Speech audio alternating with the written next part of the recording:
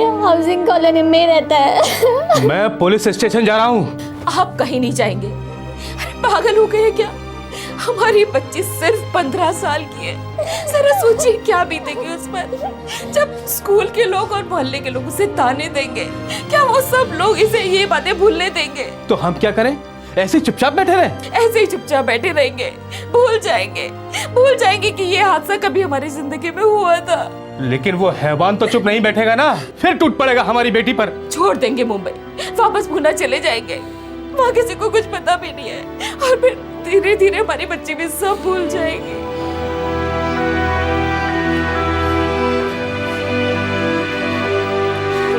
Kandivali waste, Mumbai, Maharashtra. एक school जाने वाली लड़की का बलात्कार होता है और आक्रामक उसी के मोहल्ले का एक बदमाश है। पर लड़की के माता पिता इस डर से पुलिस के पास नहीं जाते कि उनकी बेटी की आगे की जिंदगी बर्बाद हो जाएगी। काश उन्होंने ऐसा ना किया होता। अगर उन्होंने पुलिस के दरवाजे पर दस्तक दी होती तो वह दरिंदा आज 10 साल की जेल काट रहा होता। पर उनकी खामोशी उसकी विकृति के लिए प्रोत्साहन साबित हुई। इस रेपिस्ट ने अपनी घिनौनी हरकत दोहराई। एक और लड़की बनी उसकी वासना का शिकार। अक्टूबर 2011।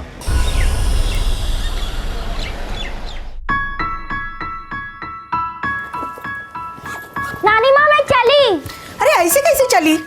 डिब्बा तो लेके जा। एक दिन ना मैं इस डब्बे के नीचे दब जाऊंगी नानी माँ। अब 3 दिन का खाना एक साथ पैक करती हो। चुप कर। सुबह से जाती है, शाम को लौटी है 6 बजे के बाद। फिर मामा के ऑफिस चले जाती है। हाँ, फिर तेरा खेल कूद। अच्छे से खाना नहीं खाएगी तो ताकत कहाँ से आएगी? अच्छा जिया सुन, वो साइना नगर वाला फ्लैट है ना, उसका क्लाइंट रजिस्ट्रेशन करवाना चाहता है। उसके पेपर्स भी रेडी करने हैं फाइनल। स्कूल से लौटते ही कर दूंगी मामा, अभी बहुत लेट हो रहा है। बाय नानी, बाय मामा। Bye bye bye. कहीं नजर न लग जाए मेरी गुड़िया को। कितनी समझदार हो गई है ना। और बहुत तेज हो गई है आई। हर काम बिल्कुल टाइम पे करती है। देखना बहुत आगे जाएगी ये। बेचारी बिना माँ बाप की बच्ची। दीदी जीजू भले जल्दी चले गए हों, लेकिन हम हैं ना उसके। और वैसे भी जिया मेरी भांजी कम, छोटी बहन ज्यादा है। जिंदगी भर रक्षा करूंगा उसकी। मुझे पूरा भरोसा है तुझ पर।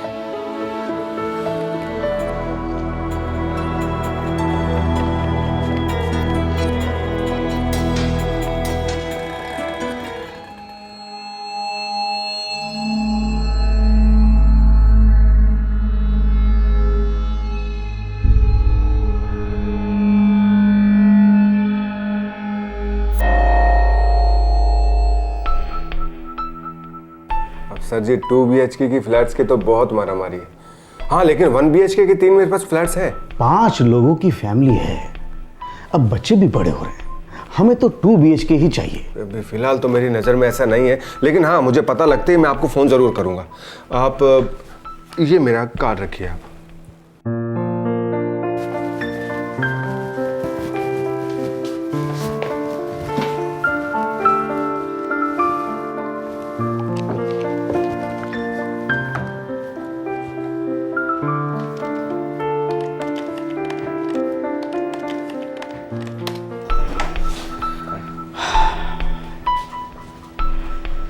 शंकर भाई, फाइनेंस मेरे पास पूरा रेडी है। बस एक ढंग का घर मिल जाए तो ढंग कर दूंगा। अपनी चिंता मुझ पर छोड़ दीजिए, आपका दिल खुश कर दूंगा। हाँ नमस्ते जी। नमस्ते। अरे जिया तू कब आई तू? बस आधा घंटा हुआ मामा। ये साईनाथ नगर वाले फ्लैट के पेपर्स फुल एंड फाइनल 2 बार चेक किया। Very good Jiya, thank you. अच्छा चल ऐसा कर, ये पकड़ 500 रुपए और अपने लिए कुछ खरीद ले। चल। नहीं मामा, मुझे कुछ नहीं खरीदना। ड्रामा मत कर, पकड़। नहीं मामा, मुझे कुछ नहीं चाहिए। मैं तेरे थप्पड़ लगाऊंगा। ये नहीं चाहिए, वो नहीं चाहिए। देख मेरी बात सुन, ऑफिस का आधे से ज्यादा काम तू करती है नहीं करती? क्या मामा, ये भी कोई काम है क्या? अरे एक स्टेट एजेंट का आधे से ज्यादा काम तो ये पेपर वर्क होता है। अच्छा ठीक है, हम क्या करते हैं, इस महीने से तेरी सैलरी फिक्स कर देते हैं, ठीक है? तो ठीक है, मैं एक बड़ा सा लोन ले लेती हूँ।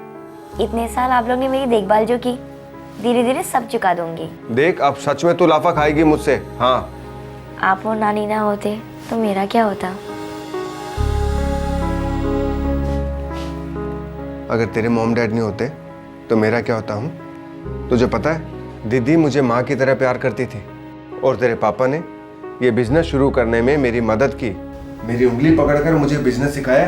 और मैं आपसे सीख रही हूँ। हाँ, तो फिर ये ड्रामा, ये नौटंकी मेरे सामने कर बंद, इसको रख अपने पास और हमेशा खुश रह। हाँ?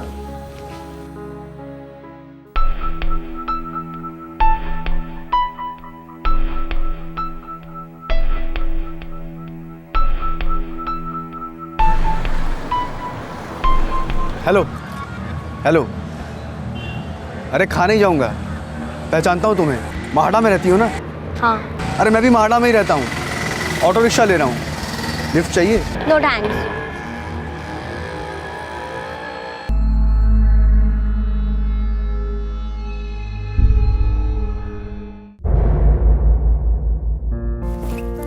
नानी माँ मैं चली। मैं फ्लाइंग किस दूंगी ना तो कहां से कहां उड़ जाएगी। रोज आधे से ज्यादा डब्बा वापस लेके आती है तू। क्योंकि मुझे डब्बा नहीं बना, हमारे घर में एक डब्बा काफी है। बदमाश। हाँ, मुझे मोटी कह रही है, अपनी नानी को मोटी कह रही है। हाँ, बस बस बस मस्का तेरा।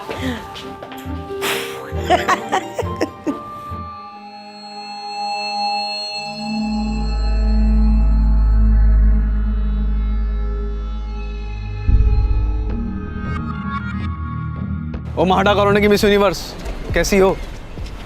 ओ मिस यूनिवर्स, मुझे मालूम है तुम्हारा नाम जिया है, तुमसे कुछ कहना है। क्या है, जल्दी बोलो। मुझे तुम बहुत सेक्सी लगती हो, आई लव यू। मैं कुछ समझी नहीं। मुझे तुम बहुत सेक्सी लगती हो, आई लव यू।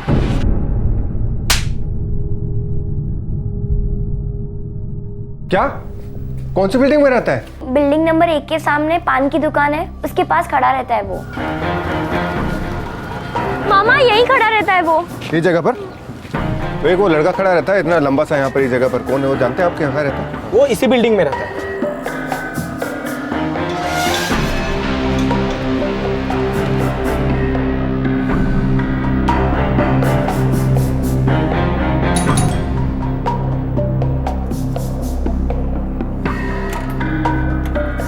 कौन है आप? ये राज यहीं रहता है। काय काम है? आप उसे जरा बाहर बुलाइए। लेकिन पहले बताइए ना क्या काम है। आप उसे यहाँ बुलाती हैं, मैं पुलिस बुलाऊं? आओ। अरे कौन हो आप? क्यों चिल्ला रहे हो? आप राज को यहाँ बुलाइए। कौन है? क्या है? मामा यही है वो। अरे अरे छोड़ो छोड़ो छोड़ो मेरे बेटे को, छोड़ो। छोड़ो ना, छोड़ो। आप रुकिए, इसी के मुंह से सुनिए इसने क्या बोला। मैंने क्या बोला तूने जिया को? मैंने कुछ नहीं बोला मैंने। अरे छोड़ो। आज के बाद जिया की तरफ आंख उठा के भी देखा ना तो सीधा पुलिस के पास लेके जाऊंगा तुझे, समझ रहे हो? देखो भाई साहब, आपको गलतफहमी हुई है, मेरा बेटा ऐसा नहीं है। मेरा बेटा ऐसा नहीं करता है। आपका बेटा पान की दुकान पर खड़ा रहता है और आती जाती लड़कियों को छेड़ता है, यहां तक कि बच्चों को भी नहीं छोड़ता है वो। ये करता है दिन रात आपका लाडला। सुनो, आज के बाद अगर जिया की तरफ देखा भी ना तो बहुत मारूंगा साले। आखिरी वार्निंग है मेरी, समझ तू? चल जिया। नालायक, न काम का न काज का, अब ये भद्दी हरकतें भी शुरू कर दी तूने। क्या बाबा, उसने बोल दिया और आपने मान लिया? अरे तेरे चेहरे से मालूम पड़ता था वो आदमी सच बोल रहा है। देखो बेटा, जवानी 4 पैसे कमाने के लिए होती है, इज्जत गंवाने के लिए नहीं। सुधर जा, नहीं तो निकल जा। उसने पुलिस की धमकी क्या दे दी? आपने दुम दबा दी। लेकिन देखना, मैं उसको सबक सिखा कर रहूंगा, छोड़ूंगा नहीं उसको। जिया के मामा को पुलिस की धमकी नहीं देनी चाहिए थी, बल्कि सीधे पुलिस को अपने साथ ले जाकर राज के दरवाजे पर दस्तक देनी चाहिए थी।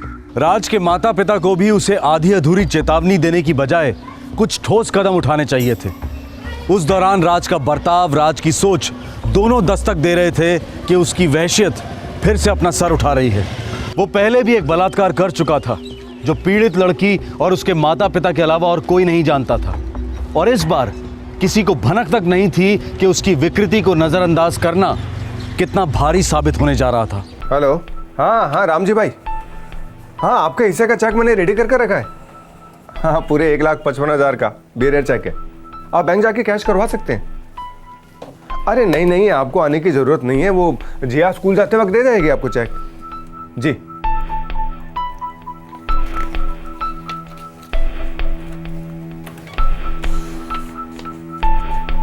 अच्छा जिया, अरे क्या बात, आज यूनिफॉर्म में नहीं है तू? वो स्कूल में नवरात्रि की प्रैक्टिस है ना, तो मैम ने फ्री ड्रेस अलाउ किया है। अच्छा सुन, अस्मिता कॉलोनी में जाना और रामजी भाई को ये चेक ड्रॉप करते हुए जाना। हाँ ठीक है मामा। सी 402। हाँ ओके। नानी माँ मैं चली।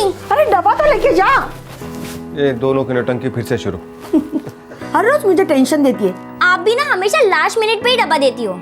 अच्छा अभी के लिए टाइम प्लीज, जब मैं लौटूं तब लड़ते हैं। बाय नानी, बाय मामा। बाय। रुक, गले कौन मिलेगा? जा संभाल के जाना। बाय।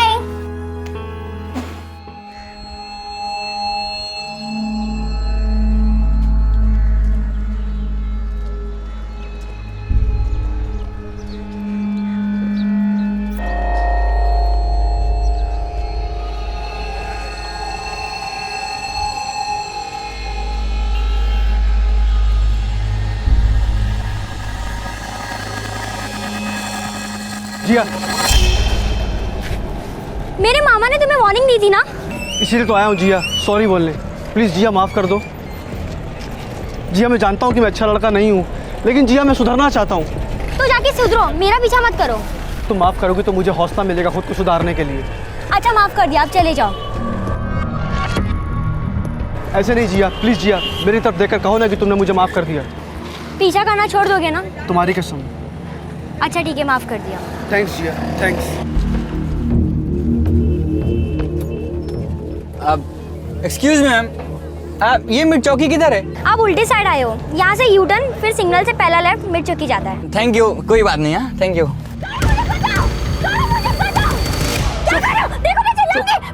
चुप, देखा तो तू चिल्लाएगी ना तो तेरी नानी का गला कटेगा और मामा का सर फूटेगा। क्या?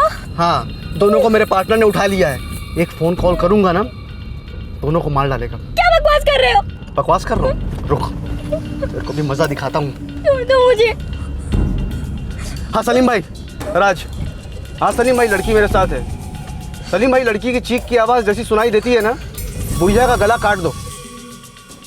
लेकिन उस शकुनी मामा को जान से मत मारना, एक एक करके उसकी उंगलियां तोड़ते रहना। ठीक है सलीम भाई? चिल्ला चिल्ला चिल्ला ना, चिल्ला। देखो मैं नहीं चिल्लाऊंगी। एक मिनट सलीम भाई, लड़की बोल रही है कि चिल्लाएगी नहीं। सुन, मैं जैसा बोलता हूँ वैसा करेगी ना तो तेरी नानी और मामा को छोड़ दूंगा। बोल, करेगी? करेगी? हाँ करूंगी। सलीम भाई से फोन पे बोल कि मेरे साथ कोऑपरेट करेगी। सलीम भाई, सलीम भाई मैं राज के साथ कोऑपरेट करूंगी, लेकिन मेरे नानी और मामा को कुछ मत करना प्लीज, प्लीज। अभी के लिए रखता हूँ सलीम भाई, बाद में कॉल करता हूँ। जितेन, बोरी वाली देना होटल में।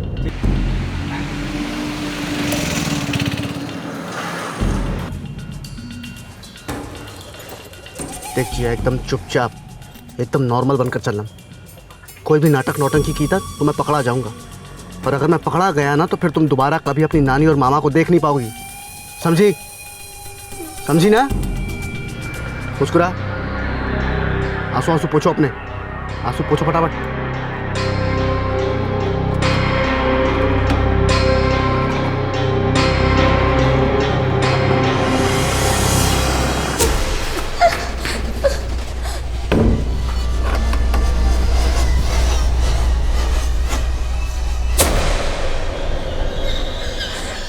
ये तुम मुझे कहाँ ले आए हो? क्या करने वाले हो?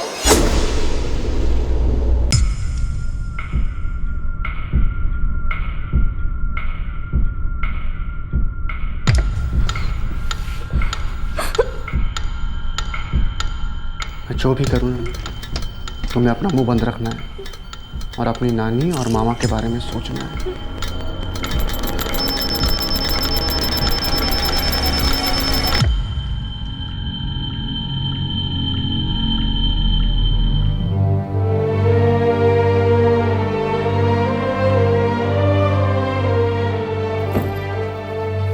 चलो तुम्हारी ट्यूशन क्लास लेता हूँ, देखता हूँ तुम्हें क्या क्या आता है।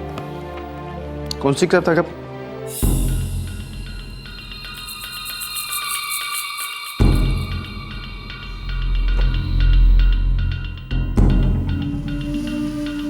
क्या बात है, इतना बड़ा बैरर चेक।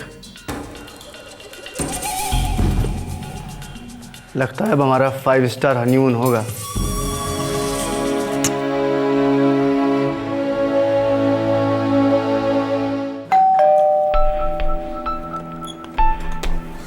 आई जिया का? हाँ? जिया? काय झालं? जिया? जिया घर आई? वो तो स्कूल से डायरेक्ट तेरे ऑफिस जाने वाली थी ना? वो ऑफिस में भी नहीं आई और उसने रामजी भाई के यहाँ चेक भी नहीं पहुंचाया। कहीं वो स्कूल में वो डांस प्रैक्टिस के लिए तो नहीं रुक गई? जिया ने चेक भी नहीं पहुंचाया और अकाउंट से पैसे भी निकाले जा चुके हैं, 1,55,000 रुपए। कहाँ गई होगी मेरी जिया? जिया के पास मोबाइल नहीं है सर। साथ नहीं ले गई? नहीं, दरअसल वो मोबाइल अपने पास रखती ही नहीं है। और बैंक से 1,55,000 विड्रॉ हो चुके हैं। जी सर। जिया ने इसके पहले ऐसा कभी किया नहीं है और स्कूल के पिकनिक के अलावा तो इतनी देर रात तक कभी घर के बाहर नहीं रहती। सुबह घर से कितने बजे निकली थी? रोज की तरह सुबह 8:30 बजे तो निकल गई थी। और स्कूल जाने से पहले वो रामजी भाई के यहाँ चेक ड्रॉप करने वाली थी, पर उसने ऐसा किया नहीं। जी सर। देखिए, जो भी हुआ है वो आपके और रामजी भाई के घर के बीच में हुआ है। सब क्या हुआ है मेरे जिया के साथ? पिछले कुछ दिनों कुछ अटपटा हुआ है क्या आप लोग के साथ? जी सर, इलाके का एक मवाली लड़का है राज। कल सुबह जब उसने जिया को छेड़ा तो कल शाम को मैंने उसके घर जाके उसे वार्निंग भी दी थी।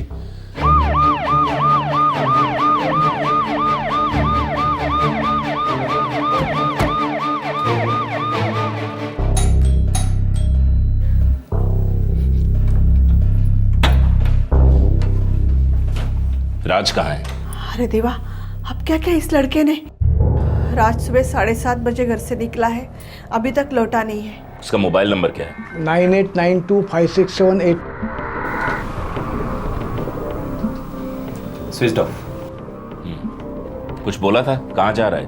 कभी कुछ बोलता नहीं, इसलिए हमने पूछना भी छोड़ दिया। 1 नंबर बिल्डिंग के सामने जो पान की दुकान है ना, इनका बेटा सारा दिन वहीं आवारागर्दी करता रहता है। वो जब घर लौटे मुझे खबर कर देना। जी सर। साहब वो लड़का इसी दीवार के पास घंटों खड़ा रहता था। आज सुबह आया था? हाँ आया था। किसी स्कूल की लड़की का पीछा करते देखा उसे? रोज इधर से गुजरती थी, जिया नाम है उसका, लेकिन आज वो स्कूल यूनिफॉर्म में नहीं थी। साहब इतना ध्यान नहीं दिया मैंने। मोबाइल फोन की क्या प्रोग्रेस है? अभी भी स्विच ऑफ है, ट्रैकिंग शुरू हो गई।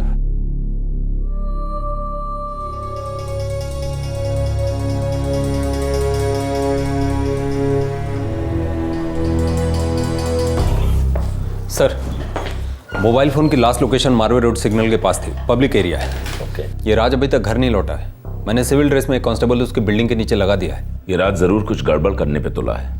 लड़की माइनर है, कुछ होने के पहले हमें कुछ करना पड़ेगा। सर, जिया के मामा का जिस बैंक में अकाउंट है, जहाँ से पैसे विड्रॉ हुए, उसके मैनेजर से मेरी बात हुई। कोई लीड मिली? हाँ सर, उनके बैंक में सीसीटीवी कैमराज है। वो लोग कल सुबह फुटेज लेके आ रहे हैं।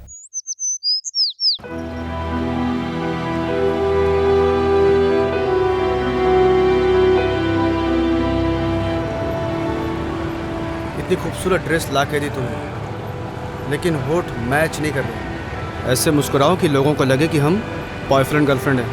मुस्कुराओ, मुस्कुराओ। जतिन, ये 50,000 है, मैं इसको लेके निकल रहा हूँ, तू भी निकल। अपने एरिया में लौटना मत, ठीक है? मैं बीच बीच में फ़ोन करता रहूँगा, ठीक है? ये तेरा बैग। ढंग के कपड़े हैं ना? ब्रांडेड कपड़े हैं। चल तू ऐश कर, मैं निकला। चल चल, निकल निकल।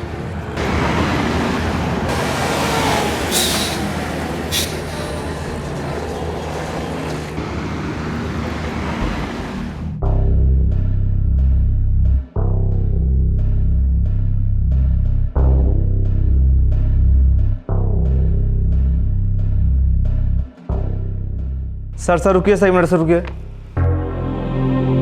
सर। टोकन नंबर 17, यही वो लड़का सर। नहीं नहीं, ये राज नहीं है। उसका कोई जोड़ीदार हो सकता है। सर, ये राज जरूर इन्वॉल्व है। कल रात भर से घर नहीं लौटा है और सेल स्विच ऑफ है, कंटिन्यूअस। चेक दीजिए। इस चेक पे जिसने भी कमलेश करके साइन किया है, उसका नाम कुछ भी हो सकता है, लेकिन कमलेश नहीं हो सकता। हो सकता है राज के माँ बाप को इस नकली कमलेश की असलियत पता हो। नहीं, हम इस लड़के को नहीं पहचानते। राज का कोई और दोस्त है जो इसे जानता हो? राज का कौन दोस्त है, कौन दुश्मन, हमें कुछ पता नहीं इंस्पेक्टर साहब। जब 10वीं फेल हुआ तब से स्कूल जाना उसने छोड़ दिया। उसके बाद उसने... 1 मिनट, मुझे यहाँ आपके बेटे राज की लाइफ स्टोरी सुनने में कोई इंटरेस्ट नहीं है। एक 15 साल की बच्ची की जिंदगी दांव पे लगी हुई है और मुझे पूरा शक है कि आपका बेटा राज ही उसे उठा के ले गया है। अगर आप दोनों मुझसे कुछ छुपा रहे हैं तो इतना समझ लीजिए, हालत खस्ता कर दूंगा आप दोनों की भी। और कितनी हालत खस्ता कर देंगे इंस्पेक्टर साहब? कौन से माँ बाप को अच्छा लगेगा कि उनका इकलौता बेटा इतनी घिनौनी हरकत पर उतर आए? हेलो, हाँ ठेव सर। 10 मिनट के लिए राज का फोन स्विच ऑन हुआ था। लोकेशन रोमिंग है पुणे के आसपास। पुणे में आपका कोई है? पुणे में हमारा कोई नहीं है सर, वो थाने के किसी नंबर से बात कर रहा था। एग्जैक्ट लोकेशन अभी मिली नहीं है। रास्ते में मिल जाएगी।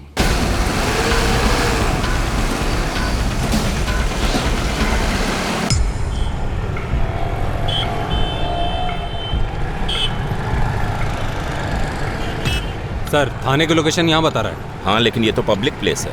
नचा रहा है। लड़का हम लोगों के साथ खेल खेल रहा है। आग से खेल रहा है वो।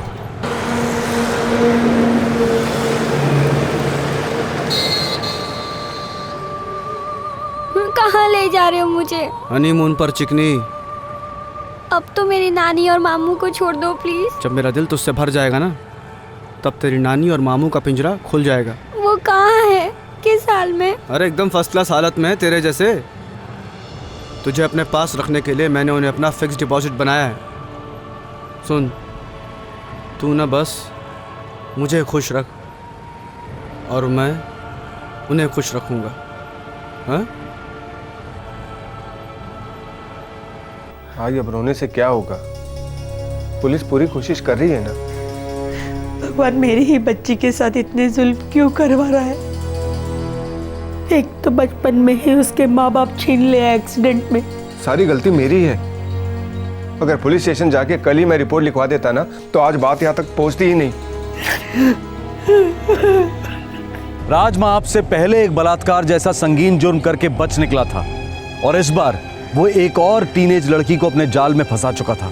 एक तरफ वो जिया को टॉर्चर कर रहा था और दूसरी तरफ वो लगातार पुलिस को चकमा दे रहा था। एक शातिर क्रिमिनल की तरह वो अपना सेल फोन सिर्फ जरूरत पड़ने पर ऑन करता था और उसका दोस्त लगातार उसे खबर से अपडेट दे रहा था। और राज जिया को लेकर बार बार अपनी लोकेशन बदलता जा रहा था। तकदीर बदलते वक्त नहीं लगता। पुलिस उस एक मौके की तलाश में थी जहां वो उसकी असली लोकेशन पता कर सके और बहुत जल्द वो मौका आया।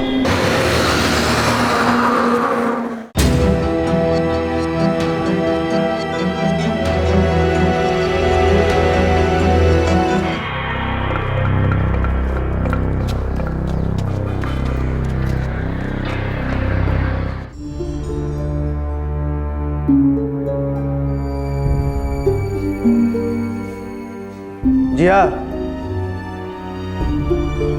नानी और मामा को आखिरी बार गोवा से ही बाय बाय बोलोगी?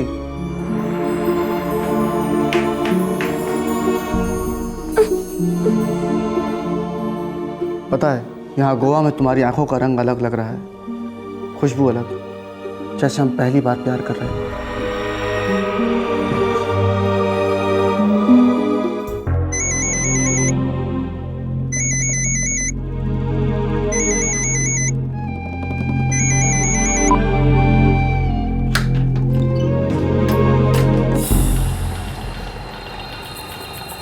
हेलो, हाँ राज, अब बोल। अभी मैं पब्लिक एरिया में हूँ, बिल्कुल सेफ हूँ। बस यार ऐसे ही हालचाल पूछने के लिए फ़ोन किया था। सब ठीक है, तू सुना? अब गोवा से पक गया हूँ यार। वैसे नानी और मामा कैसे हैं? तो उनकी देखभाल ठीक से कर रहा है ना? मुझे उनसे एक बार बात करनी है। अभी तेरा गोवा में रहने का कब तक का प्लान है? बस 1 घंटे में निकल रहा हूँ यहाँ से। अच्छा सुन, वैसे यहाँ कोई टेंशन नहीं है, फिर भी हो सके तो थोड़ा टाइम और दूर रहे, ठीक है? हाँ, पैसे हैं अभी मेरे पास, 1 आध महीने तो आराम से निकल जाएगा। अच्छा सुन, मैं बाद में बात करता हूँ, चल।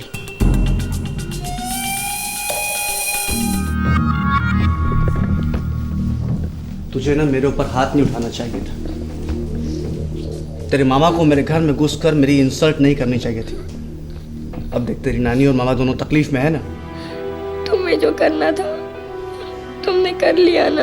अरे ऐसा नहीं होता ना डार्लिंग। चल अब सामान पैक कर ले, हमें यहाँ से निकलना है।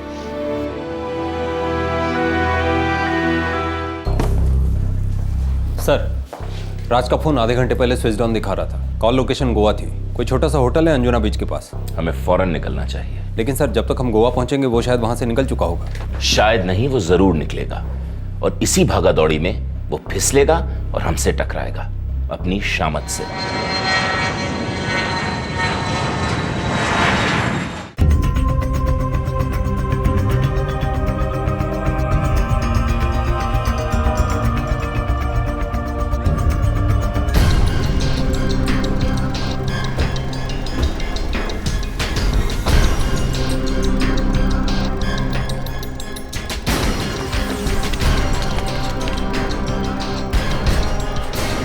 सेल अभी भी स्विच ऑफ है।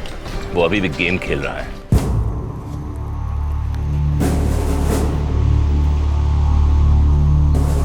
ये दोनों यहाँ रुके थे सर। लड़की एकदम नॉर्मल थी, स्ट्रेस या टेंशन में नहीं लग रही थी जैसा आप बता रहे हैं। जिया, एकदम नॉर्मल बिहेव करना, हंसो, मुस्कुराओ, आंखें चमकाओ, नहीं तो नानी और मामा की आंखें कभी नहीं खुलेंगी। हंसो हंसो। चलो आप। Welcome sir, welcome ma'am. Charges क्या रूम के? 1000 rupees direct. Your name sir? Swapnil Kiran. Have a good day sir. Have a good day ma'am. Thanks a lot. First right. Sir frankly speaking मुझे एक सेकंड के लिए भी नहीं लगा कि वो लड़का उसको अपने साथ जबरदस्ती रख रहा है। लेकिन ये लड़की किडनैप हुई है। इसकी उम्र सिर्फ 15 साल है। गढ़वी, गोवा की पुलिस से कोऑर्डिनेट करो। ये फोटोग्राफ्स गोवा के हर पुलिस स्टेशन में भिजवा दो। Yes sir. ये बात समझ में नहीं आ रही है। ये राज जिया को हर पब्लिक प्लेस में घुमा रहा है, वो भी खुलेआम। फिर भी वो चिल्लाकर किसी से मदद क्यों नहीं मांग रही है?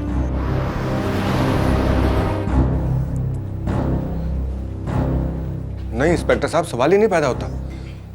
जिया अपनी मर्जी से राज के साथ कभी जा ही नहीं सकती। उसने तो राज को सरेआम थप्पड़ मारा था और मेरे साथ उसके घर भी गई थी, जहां मैंने उसके माँ बाप के सामने राज को वार्निंग दी थी। उसी का बदला ले रहा है वो राज। देखिए, उसके साथ पूना गई, गोवा गई, हर जगह खुलेआम घूम रही है। नहीं इंस्पेक्टर साहब, मेरी जिया पर शक मत कीजिए। वो ऐसी लड़की नहीं है। वो अंदर ही अंदर घुट रही होगी। 3 हफ्ते हो गए उसे हमसे बिछड़े हुए। पता नहीं उस राज ने उसके साथ क्या क्या किया होगा। मेरी मोर जैसी बच्ची।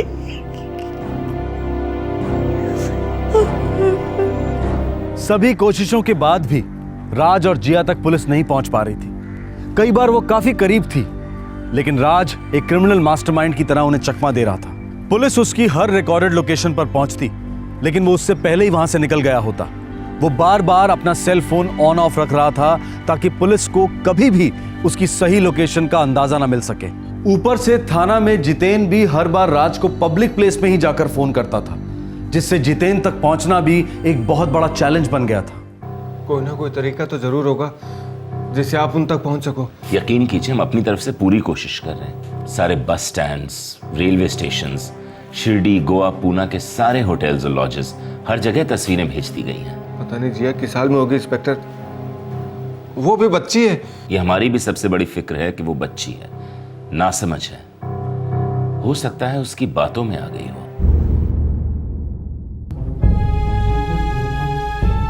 आई,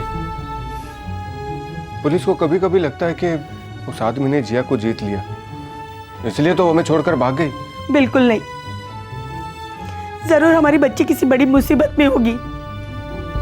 वो आदमी उसके साथ कोई चाल चल रहा होगा, उसे कुछ खिलाया पिलाया होगा। अरे 15 साल की बच्ची ऐसा नहीं कर सकती। पर आई, उसके पास 1,55,000 रुपए का बिहेवियर चेक था।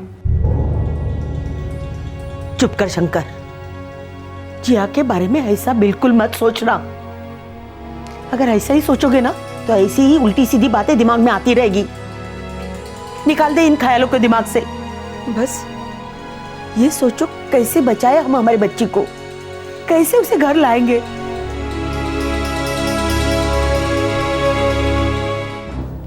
सर लड़की के माँ बाप बचपन में ही गुजर गए थे। लड़की अपने मामा और नानी के रहम पर थी। पता नहीं वो लोग लड़की के साथ कैसा बिहेव कर रहे थे।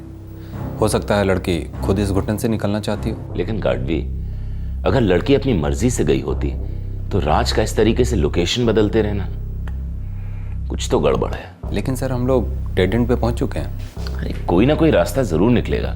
फिर कर क्या सकते हैं सर? देखो, यह आदमी एक पैटर्न में लोकेशन बदल रहा है। Pune Shirdi Goa, again Pune Shirdi Goa. Last location Shirdi थी, मुझे पक्का शक है अगली लोकेशन गोवा होगी, और इस बार हम उससे पहले उस लोकेशन पे पहुंचेंगे। जिया का अपहरण अक्टूबर 2011 में हुआ था। पूरे 1 महीने तक राज उस बच्ची को मामा और नानी को मार डालने की धमकी देकर उसके साथ हर किस्म की जबरदस्ती करता रहा, लगातार बलात्कार करता रहा। साथ ही साथ राज पुलिस के साथ लुका छिपी के खेल को एक अलग ही लेवल पर ले गया। आखिरकार राज फिसला। एक मौके ने पुलिस के दरवाजे पर हल्की सी दस्तक दी और पुलिस टूट पड़ी।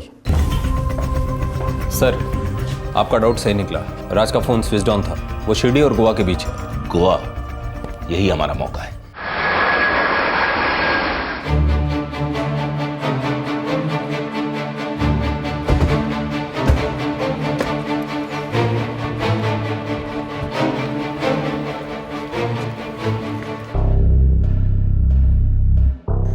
नहीं सर, ये चेक इन नहीं हुए। होंगे, और तब तक हम इनका इंतजार करेंगे। गार्डवी, positions. Come.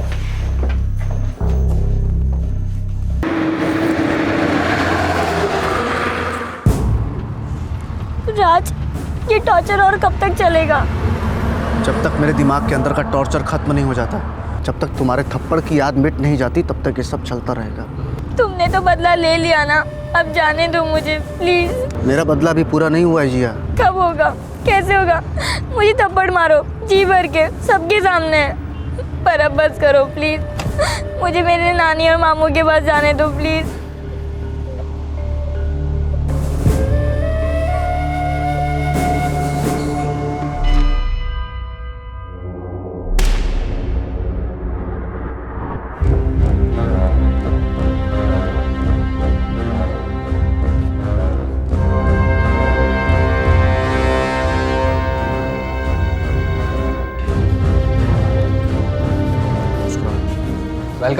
Welcome back to Goa sir. Swapnil Kiran, Mumbai अंधेरी।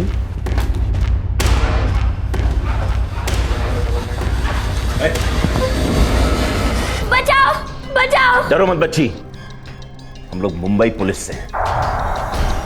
तो प्लीज मेरे नानी और मामा को बचा लीजिए, नहीं तो सलीम भाई उनका गला काट देंगे। ये झांसा देके तुमने इस बच्ची को डरा के रखा है साले। हाँ? हाँ? से डरो मत बच्ची, तुम्हारे नानी और मामा किसी सलीम भाई के पास नहीं है, सेफ है। हाँ? तुम्हारी राह देख रहे हैं। सब प्लीज मुझे नानी और मामा के पास ले चलो, मुझे घर जाना है।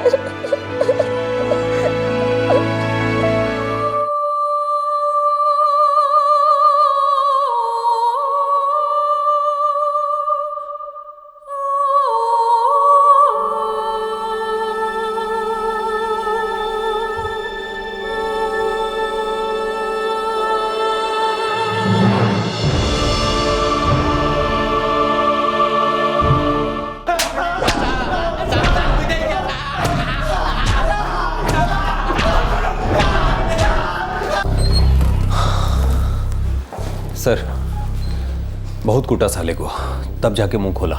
एक नहीं, कई बार बच्चे के साथ रेप किया कुत्ते ने। हे भगवान। इतना ही नहीं सर, कुछ साल पहले एक और स्कूल गर्ल के साथ रेप किया था उसने। क्या? हाँ सर, पिटते पिटते सब उगल गया।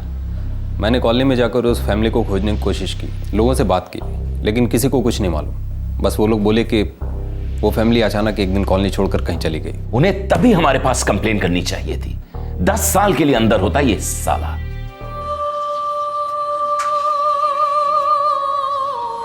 बहुत डिप्रेस रहती है, काफी कम बोलती है, अपनी नानी से भी नहीं खुलती, रोती तो बिल्कुल नहीं, पूरी ब्लैंक हो गई। मैं समझ सकता हूं शंकर, इतना सब कुछ झेला है इस बच्ची ने। देखो, इसके काउंसलिंग के सेशंस शुरू करवा दो जल्दी से जल्दी। ऐसी हालत में इसे जितना प्यार, जितना विश्वास मिले वही अच्छा है।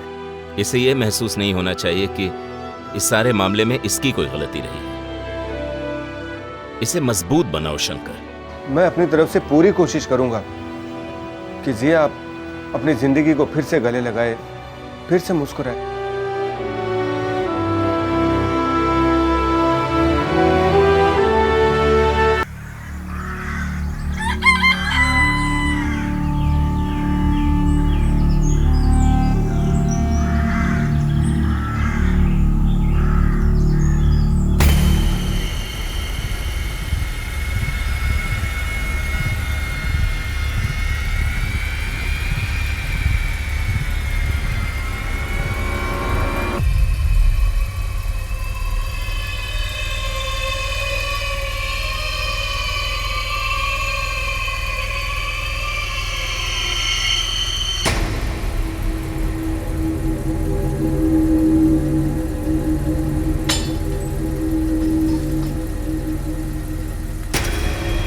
हाँ,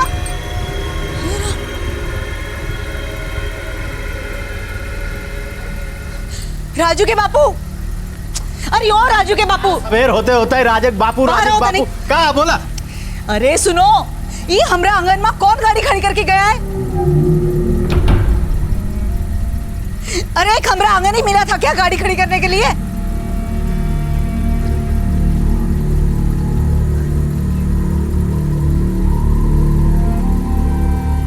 इंजन में तो चालू है, ड्राइवर बिना है भीतर। क्या माजरा है?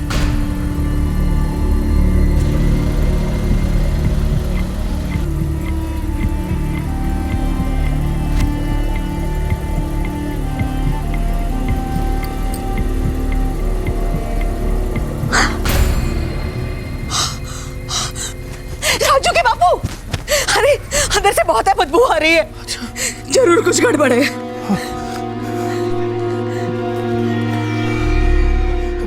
साहब जी, वो इनोवा गाड़ी तो हमारे आंगन में पड़ी है।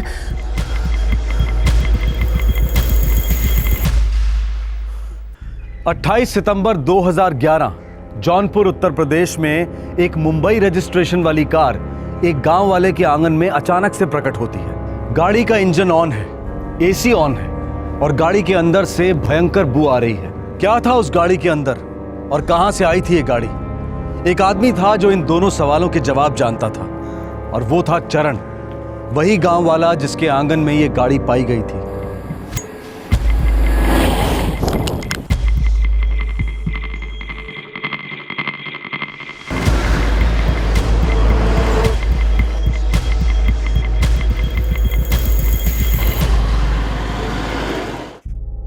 महाराष्ट्र और गुजरात के बॉर्डर पर स्थित सिलवासा से निकली ये गाड़ी 3 दिन के लंबे सफर के बाद जौनपुर उत्तर प्रदेश पहुंची थी। इस गाड़ी की अजीब दास्तां 3 दिन पहले शुरू हुई थी मुंबई में।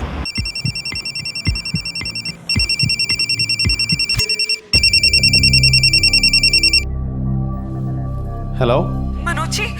हाँ जी, बोल रहा हूँ। मैं गीता। गीता? हाँ, सीमा की जेठानी जी। कैसे याद किया आपने? मनोज जी, मैं हमारे मुलुंड वाले फ्लैट से बात कर रही हूँ। क्या बात है गीता जी, आप थोड़ी परेशान से लग रही हैं। वो आपकी बहन सीमा। क्या हुआ सीमा को? एक्सीडेंट हो गया है सीमा का। एक्सीडेंट? कहाँ पर? सीरियस तो नहीं है ना? उतना तो मुझे नहीं पता, बस अभी थोड़ी देर पहले मेरे पति विशाल का फोन आया था, सिलवासा में हुआ है। पर मुझे किसी ने फोन क्यों नहीं किया? विवेक कहाँ है? देवर जी सीमा के साथ ही हैं। अच्छा, मैं उन्हीं को फोन करता हूँ।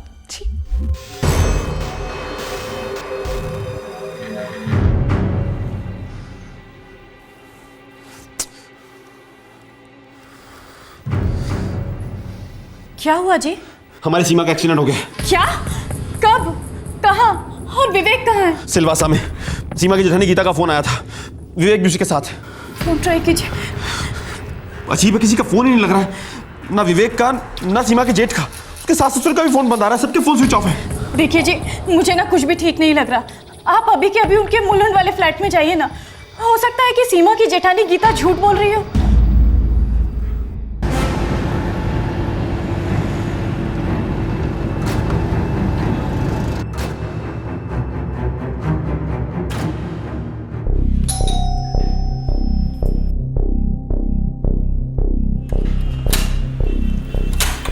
मनोज जी आप? गीता जी, किसी का फोन नहीं लग रहा है, सबके फोन स्विच ऑफ। आखिर मामला क्या है? मुझे भी नहीं पता मनोज जी, बस मेरे पति विशाल ने मुझे फोन किया तो मैंने तुरंत आपको कॉल कर दिया। मैं भी बहुत देर से कोशिश कर रही हूँ, सबके फोन स्विच ऑफ है। गीता जी, आपको मेरे साथ चलना पड़ेगा अभी। मनोज जी, मुझे भी बड़ा अजीब लगा जब इन्होंने कॉल किया। कितने बजे किया था? 10:15 बजे। अब गीता, गीता बुरी खबर है। क्या हुआ विशाल, आप ठीक तो है ना? गीता, सीमा का एक्सीडेंट हो गया है और वो सीरियस है। कैसे हुआ? बाकी लोग कैसे हैं? मम्मी पापा देवर जी और आप? बाकी सब तो ठीक है, बस सीमा की हालत क्रिटिकल है गीता। अच्छा, मैं तुम्हें बाद में फोन करूंगा। तुम्हारे पति विशाल ने तुम्हें फोन किया, कुछ और नहीं बताया। बहुत अजीब है तो इसलिए मैंने तुरंत आपको फोन कर दिया। ये लोग सिलवासा कब गए? आज सुबह। सब लोग गए लेकिन आप नहीं गई? मुझे भी कुछ समझ में नहीं आया। सुबह सब तैयार हो गए, बोले कोई पूजा है, मुझे साथ लेकर गए ही नहीं। मुझे उसी समय समझ जाना चाहिए था कि कुछ अजीब चल रहा है, कोई ना कोई गड़बड़ है। कैसी पूजा है जिसमें मैं नहीं रहूंगी? सारा परिवार जा रहा है, फिर मैं क्यों नहीं? एक ही दिन की तो बात है गीता, कल तक लौट आएंगे और पूजा फैक्ट्री में है। देवर जी सीमा को साथ लेके जा रहे हैं। पर मैं तुम्हें नहीं ले जा रहा हूँ। अब बहस मत करो और बात को समझने की कोशिश करो। क्या समझने की कोशिश करूं और क्यों? भाभी नहीं जा रही हैं बस, और तुम्हें कोई फिक्र करने की जरूरत नहीं सीमा। फिक्र की बात नहीं है विवेक, अजीब लग रहा है। ऐसा नहीं कि गीता भाभी हमारे साथ आना नहीं चाहती, वो जेजी उन्हें हमारे साथ आने नहीं दे रहे। अरे सीमा, लेकिन मैं तो तुम्हें अपने साथ ले जा रहा हूं ना, इससे ज्यादा तुम्हें कुछ सोचने की जरूरत नहीं, समझी? देखो टाइम बहुत हो गया, हमें निकलना चाहिए।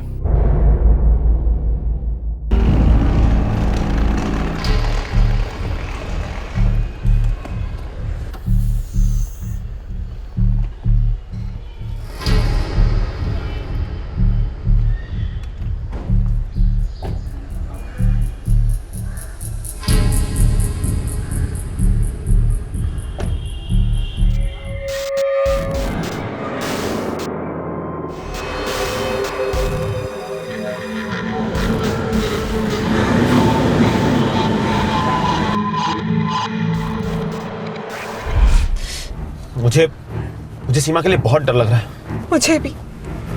विशाल ने ये बताया कि एक्सीडेंट हो गया है, ये बताया ही नहीं कि कब हुआ है, कैसे हुआ है, कुछ बोले ही नहीं।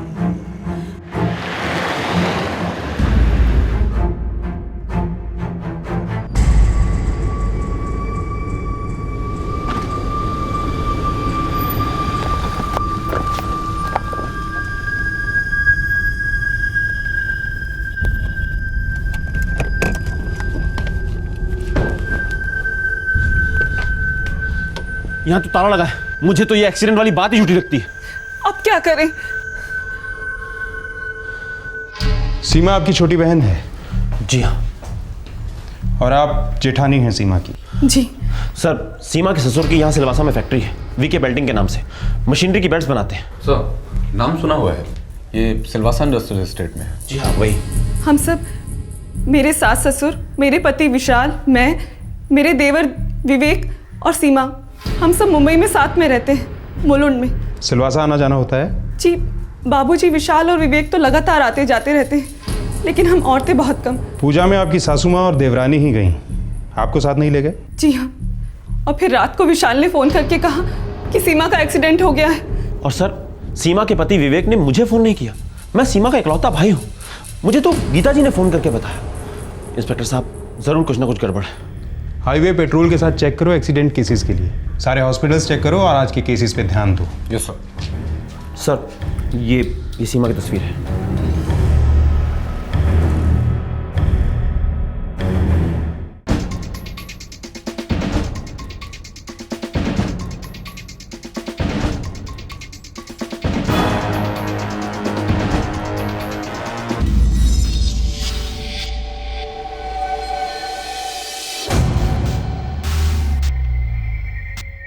हाईवे पेट्रोल ने सिलवासा का चप्पा चप्पा छान मारा। शहर के हर हॉस्पिटल और नर्सिंग होम में फोन कॉल्स किए गए, लेकिन कहीं से भी किसी भी एक्सीडेंट केस की खबर नहीं आई। सीमा के भैया मनोज और जेठानी गीता का शक सही साबित हो रहा था। ये वाकया वाकई संदेहजनक था, लेकिन वो लोग अपनी शंका की जड़ पर उंगली नहीं रख पा रहे थे। रात खत्म होने को आई। सीमा उसका पति विवेक, विवेक का भाई विशाल और उनके माता पिता की कोई खबर नहीं थी। हर पल के साथ तनाव बढ़ता जा रहा था। 27 सितंबर का दिन निकल आया, फिर भी कोई खबर नहीं। सर, मुझे नहीं लगता कि कोई एक्सीडेंट हुआ है। जिस तरह से एक्सीडेंट की खबर दी गई उससे बिल्कुल साफ था। सारे फैमिली में से अब तक किसी का भी नंबर स्विच ऑन नहीं हुआ है। अर्जेंट बेसिस पर मैंने सारे फैमिली के फ़ोन रिकॉर्ड्स मंगवाए हैं फ़ोन कंपनी से। कल रात 10:30 बजे सबका नंबर एक साथ स्विच ऑफ हुआ। सिर्फ सीमा के ससुर जी विश्वनाथ जी के नंबर से एक कॉल किया गया, वो भी रात 10:30 बजे के बाद। मैं रतन को फ़ोन करता हूँ, वो शायद कुछ मदद कर पाए। विश्वनाथ जी ने इस नंबर पे फ़ोन किया था। किसका नंबर है ये? सर, कोई रतन सिंह है, ये भी इनकी तरह मुलुंड मुंबई में ही रहता है। रिश्तेदार हो सकता है। रतन जी मेरे ससुर जी के चचेरे भाई, वो हमारे घर के पास ही रहते, मुलुंड में। उन्हें शायद पता होगा कि आपका सारा परिवार कहाँ है और सीमा के एक्सीडेंट की असलियत क्या है।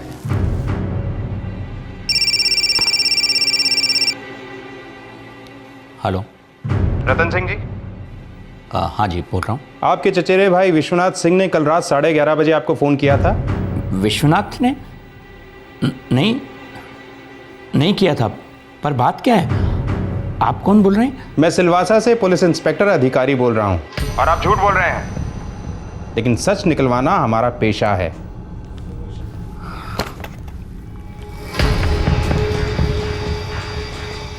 डरिए मत, हम सिलवासा से उड़कर नहीं आए। वो फ़ोन आपको सिलवासा पुलिस ने किया था। हम तो आपके पड़ोसी हैं, मुलुंड पुलिस स्टेशन से हैं। आप लोग चाहते क्या हैं? लॉकअप में उल्टा टांग कर आपकी खाल उधेड़ना चाहते हैं। लेकिन फिलहाल आप सिर्फ एक सवाल का जवाब दीजिए, क्या कल रात को विश्वनाथ सिंह ने कॉल किया था? इस सब में मेरा कोई हाथ नहीं है। हाँ, विश्वनाथ भाई साहब ने मुझे फ़ोन किया था।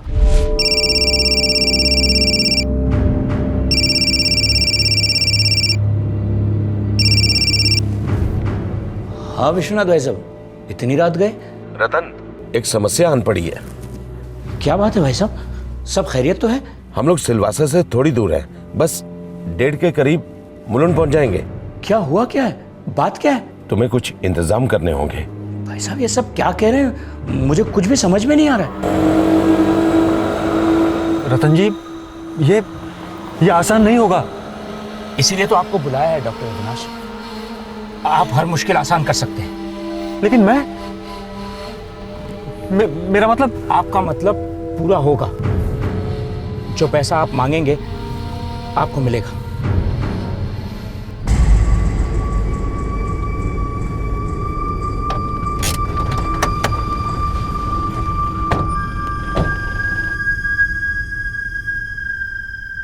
सबके मोबाइल ऑफ हैं? हाँ बाबूजी। अब से सबके मोबाइल ऑफ रहेंगे, कोई स्विच ऑन नहीं करेगा।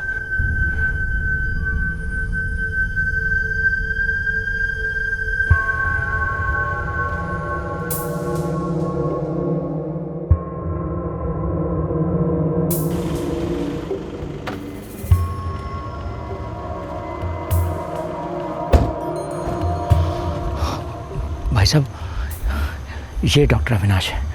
देखिए, रतन जी ने मुझे सब कुछ समझा दिया है, लेकिन मुझे लगता है ये मेरे लिए बहुत मुश्किल होगा।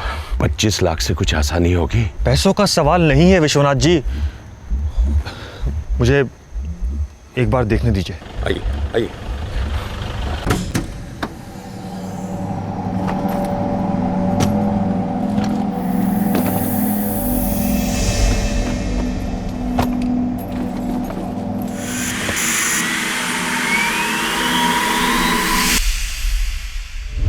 विश्वनाथ भाई साहब को लाश ठिकाने लगाने में मेरी मदद चाहिए थी, पर मैं बेकसूर हूं, मैंने कुछ नहीं किया। खूनियों को प्रोटेक्शन दी और एक लाश को ठिकाने लगाने में हाथ बटाया, और आप बेकसूर। लाश कहाँ है? यहां नहीं है।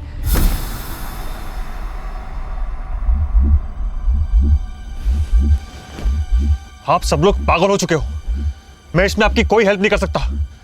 डॉक्टर साहब, हम इसे लेकर आपके हॉस्पिटल आ जाते हैं, आप एक्सीडेंट का सर्टिफिकेट बना दीजिए। रतन जी, आप पूरी तरह से सटिया चुके हो। हॉस्पिटल मेरे बाप की जागीर नहीं है। अगर मैं अंदर कोई भी लाश ले जाऊं तो तुरंत पुलिस केस बन जाता है। और ये साफ साफ पता चल रहा है कि इस औरत का गला घोटकर आप लोगों ने मर्डर किया है। अगर ये एक्सीडेंट केस है तो मैं डॉक्टरी छोड़ दूंगा। 35 लाख? रतन जी, ये क्या बदतमीजी है? चलिए 40 लाख। 15 मिनट में अगर मुझे आपने हॉस्पिटल नहीं छोड़ा तो मैं यहां से सीधे पुलिस स्टेशन जाऊंगा। And I mean it.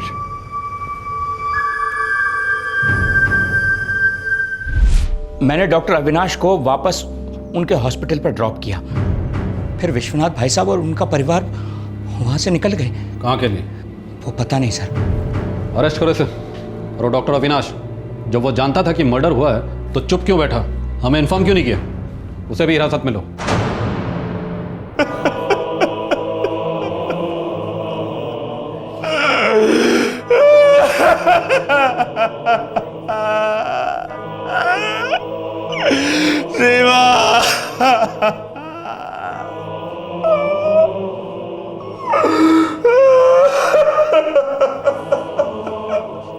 I am sorry mister Manoj,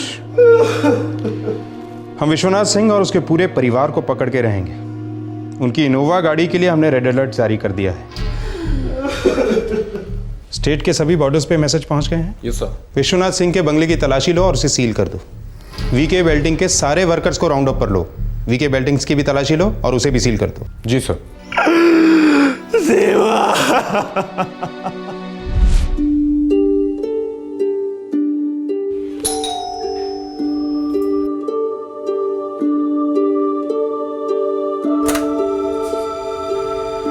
नमस्कार लीला जी। अरे सुनिए, सीमा के भाई साहब आए हैं। आइए आइए। अरे भाई मनोज, तुम हमेशा ये तोहफे क्यों ले आते हो? क्यों शर्मिंदा करते हो? नहीं नहीं विश्वनाथ जी, ऐसी कोई बात नहीं है। आप लोगों ने मेरी बहन को इतना प्यार दिया है, उसके आगे तो कुछ भी नहीं है। अब आप भाई बहन बैठकर जी भर के बातें करो। मुझे काम पे निकलना है, मुझे देर हो रही है। नमस्कार। वाह भैया, आपकी चॉइस हमेशा से ही टॉप की होती है। भाई किसका है? जीजा साहब कहाँ है? आजकल आपके जीजा साहब को पहलवानी का शौक चढ़ा है, जिम गए हैं। Very good. सीमा, सब ठीक है ना? तो खुश तो है? हाँ भैया, खुश हूँ। पर हर बार आप मुझे ये सवाल क्यों पूछते हो? क्योंकि मेरे लिए तेरी खुशी सबसे ज्यादा मायने रखती है। जानती हूँ। अरे हाँ भैया, आप वो इंडियन ऑयल पेट्रोल पंप की एनओसी ले आए? मैं साइन कर देती हूँ, ताकि आप उस पेट्रोल पंप के साथ जो करना चाहते हैं कर सकते हैं। पापा गुजरने से पहले जो करना था करके गए। उन्होंने मुझे साफ साफ कहा था कि इंडियन ऑयल पेट्रोल पंप सीमा का ही रहेगा। मेरे लिए उन्होंने दूसरा पेट्रोल पंप और कपड़े की दुकान छोड़ी है ना। भैया, मुझे हर बार इस सब्जेक्ट पर बहसबाजी नहीं करनी है। मुझे वो पेट्रोल पंप नहीं चाहिए। वो आपका था और आप ही का रहेगा। लेकिन सीमा, पापा की बात। भैया, आप मेरे लिए पापा से कम नहीं हैं। मम्मी पापा के गुजरने के बाद आपने मुझे दोनों का प्यार दिया है। और वैसे भी इस घर में भगवान का दिया सब कुछ है।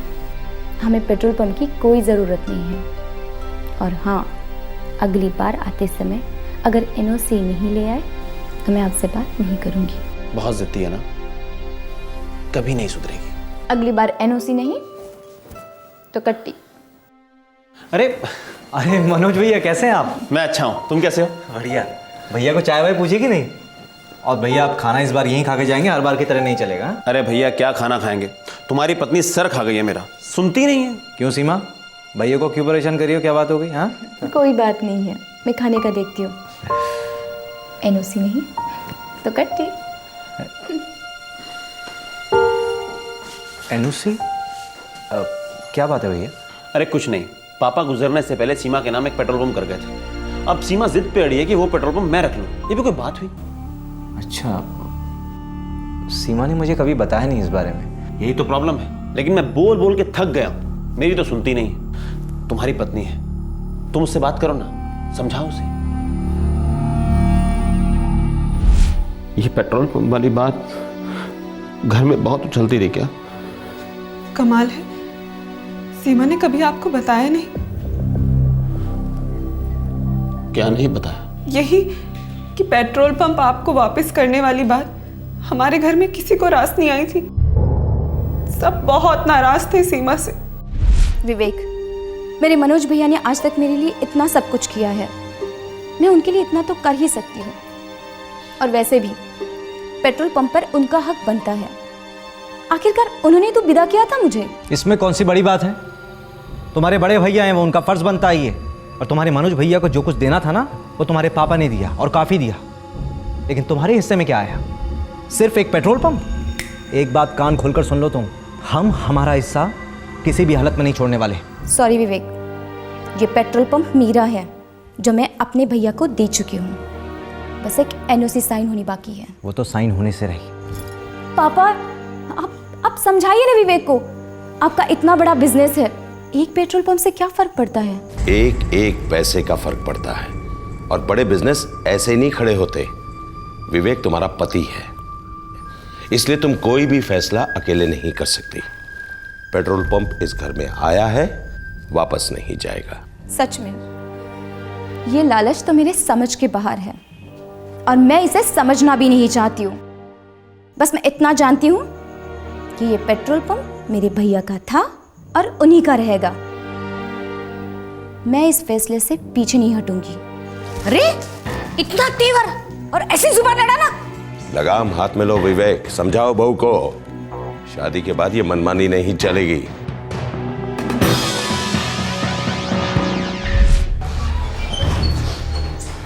काफ़ी पूछताछ की है मिस्टर मनोज, लेकिन अभी तक सिर्फ एक ही जानकारी मिल पाई है। क्या इंस्पेक्टर?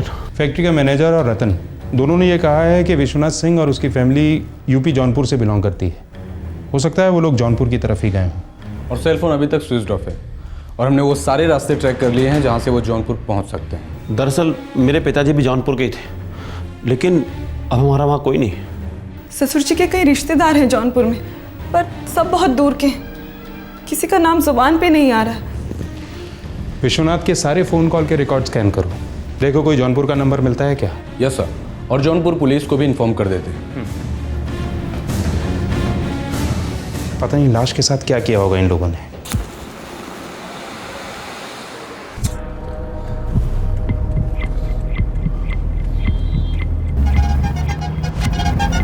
मुझे गीता को लेकर बहुत फिक्र हो रही है, कहीं उसे शक हो गया तो? आपको गीता भाभी को फोन करना ही नहीं चाहिए था भैया। अरे अगर मैं उसे फोन नहीं करता तो वो मुझे फोन पे फोन करती, और अगर उसे मेरा फोन स्विच ऑफ मिलता तो वो और परेशान हो जाती। तो फिर भी ठीक होता। एक्सीडेंट वाली बात बोलना ही गलत था, उसे तुम्हें बोलना ही नहीं चाहिए था। अरे लेकिन माँ, मैं... अरे भाई, जो होना था वो हो चुका, अब सिर्फ आगे की सोचते हैं। हमें जल्द से जल्द इस लाश को ठिकाने लगाना होगा।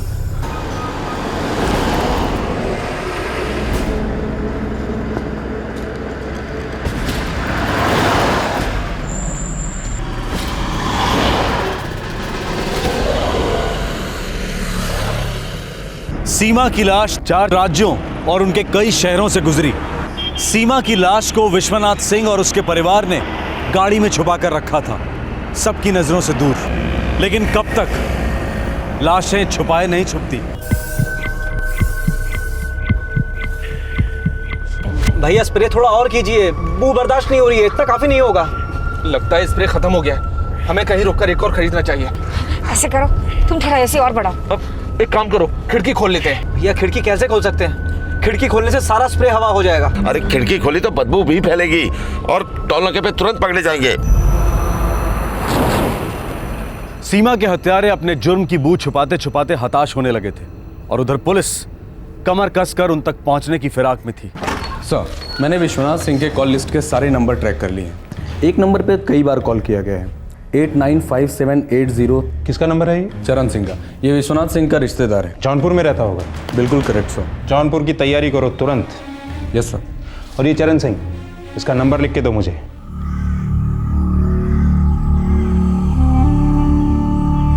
अपने ही मनवा के राम करे सो। अरे ओ राजू के बापू, अरे अरे सुनो तो, आपके लिए फोन है। पुलिस वाले आपसे बात करना चाहते हैं। पुलिस वाले हमसे क्या बात करना चाह रहे हैं? कहते कहीं सिलवासा बिलवासा से बोल रहा है। सिलवासा? खुद ही बोले जा रहे। हेलो, सिलवासा पुलिस स्टेशन से इंस्पेक्टर अधिकारी बोल रहा हूँ। क्या बात है साहब जी? मुंबई के विश्वनाथ सिंह क्या लगते हैं आपके? वो तो हमारे मामी के बहन के लड़के हैं। पिछले 2 दिनों में फ़ोन पर बात हुई उनसे? जी नहीं, लेकिन साहब सब ठीक है ना? गंगा मैया की कसम खा के कहते हैं साहब जी, हमको कुछ नहीं मालूम है। जी जी साहब जी। टीम रेडी है। बनारस की पहली फ्लाइट रात 8 बजे है। टिकट्स बुक हो चुके हैं। वहाँ से जौनपुर बाई रोड 3.5 घंटे का रास्ता है। कल की सुबह हम चरण सिंह के घर पर होंगे। देखिए, हमें मजबूत शक है कि विश्वनाथ सिंह अपनी फैमिली के साथ जौनपुर में ही है। छुपने के लिए और कोई जगह नहीं है उनके पास। इंस्पेक्टर साहब, मैं भी आपके साथ चलूंगा। अगर आप यहीं रह के इंतजार करेंगे तो बेहतर होगा। हम आपकी बहन के कातिलों को साथ लेकर ही आएंगे। तब तक हो सके तो आप अपने आप को संभालिए।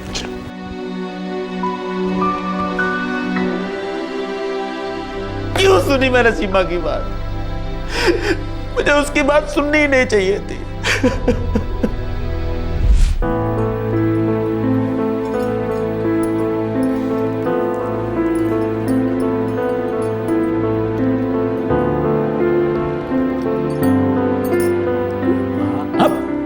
गलत बात।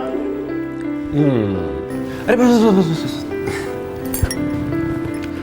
ये मेरी प्यारी सी गुड़िया के लिए। इसमें क्या है भैया? एनओसी? सीमा, आज के दिन तो रहने दे। आज के दिन आप मुझे कुछ भी मना नहीं कर सकते भैया। तो नहीं मानेगी ना? ये ले।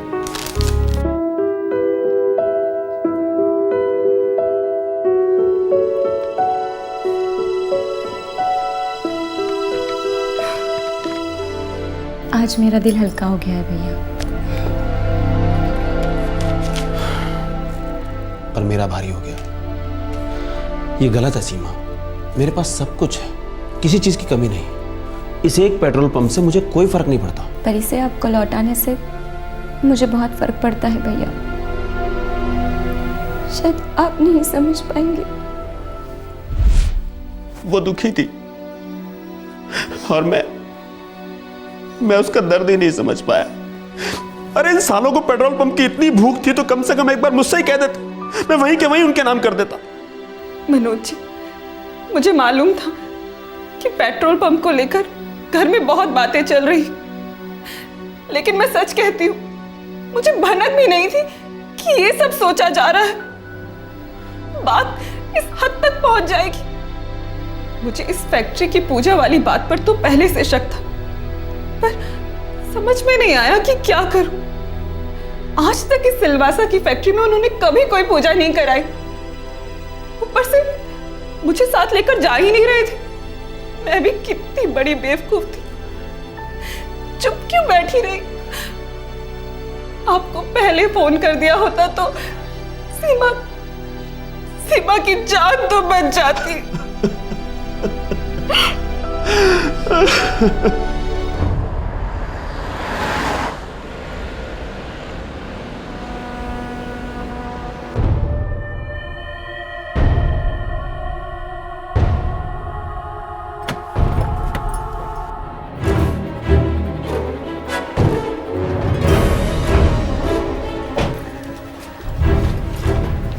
सुनिए विवेक, पूजा तो फैक्ट्री में हो रही है ना?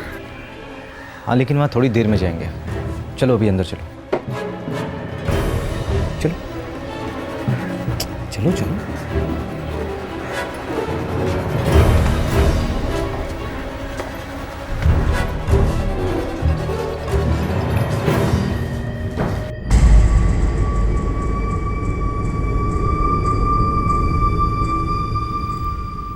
ये क्या हो रहा है विवेक?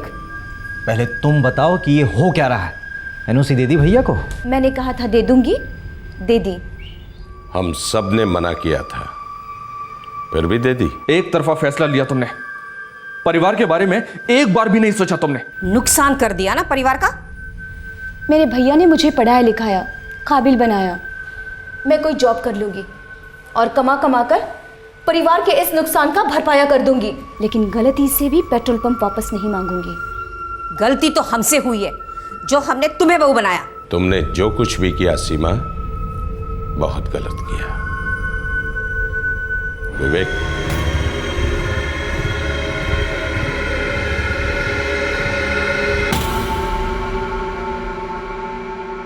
जब लाश ठिकाने लगेगी तभी जाके सबका बोझ हल्का होगा।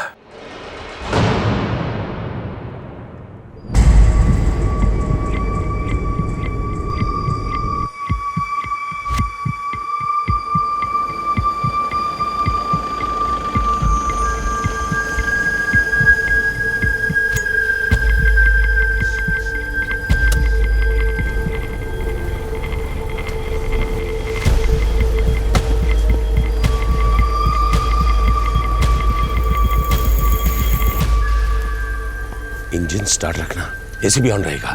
इससे पहले कि बदबू हवा में फैले हम लोग हवा हो जाते हैं, ठीक है?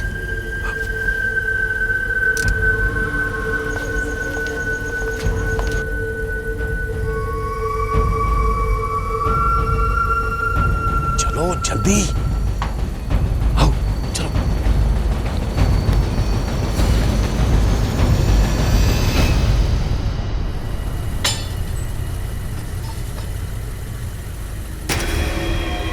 हाँ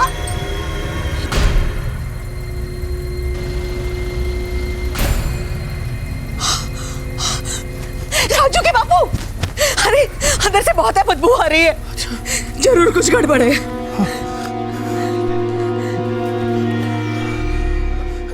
साहब जी, वो इनोवा गाड़ी तो हमारे आंगन में पड़ी है।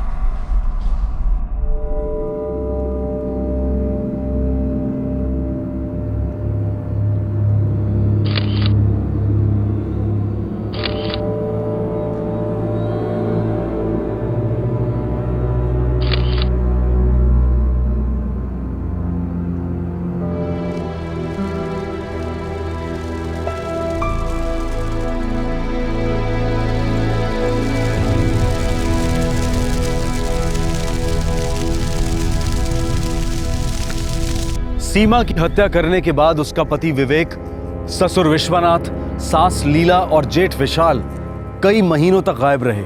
मुंबई और सिलवासा पुलिस ने उन्हें फरार घोषित कर दिया और एक जॉइंट सर्च ऑपरेशन लॉन्च हुआ। अक्टूबर 2011 में विवेक पुलिस के सामने सरेंडर हुआ। 2 महीने के बाद पुलिस ने विश्वनाथ, लीला और विशाल को भी ढूंढ निकाला। वो सब लोग मुंबई के एक गेस्ट हाउस में छुपे हुए थे।